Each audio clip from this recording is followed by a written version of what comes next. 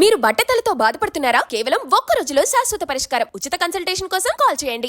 Super star Krishna family నుంచి మహేష్ బాబుతో పాటు ఆయన పెద్ద కుమారుడు రమేష్ బాబు కూడా హీరోగా పరిచయం అయ్యారు. రమేష్ బాబు హీరోగా పలు సినిమాల్లో నటించి మెప్పించారు. హీరోగా రమేష్ బాబు 17 సినిమాల్లో నటించారు.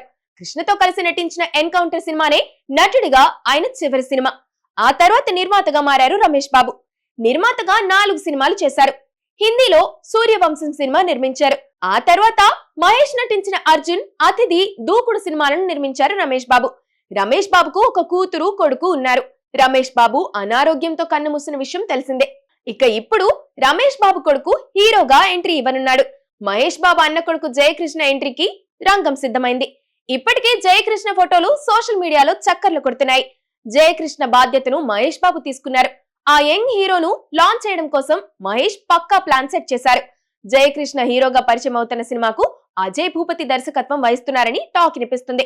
RX100, మంగళవారం సినిమాలతో దర్శకుడుగా తన ప్రతిభను చాటుకున్న అజయ్ ఇప్పుడు అదిరిపోయే కథతో రెడీగా ఉన్నాడని ఇన్సైడ్ వర్గాల టాక్. అలాగే ఈ సినిమాను అశ్విని దత్ నిర్మిస్తున్నారని అంటున్నారు. ఇదిలా ఉంటే ఇప్పుడు జయకృష్ణకు జోడీగా నటించే హీరోయిన్ గురించి ఆసక్తికర టాక్ వినిపిస్తుంది. బాలీవుడ్ లో స్టార్ హీరోయిన్ గా నటించిన రవీనా టండన్ కూతురు రషా టండాని ఇప్పుడు హీరోయిన్ గా మారి సినిమాలు చేస్తుంది. ఇప్పుడు ఈ ముద్దుగుమ్మను టాలీవుడ్ కు పరిచయం చేయనున్నారని తెలుస్తుంది.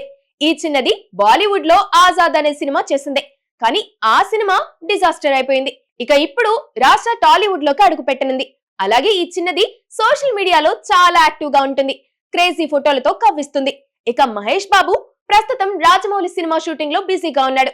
ఈ సినిమా పాన్ వరల్డ్ సినిమాగా తెరకెక్కుతోంది.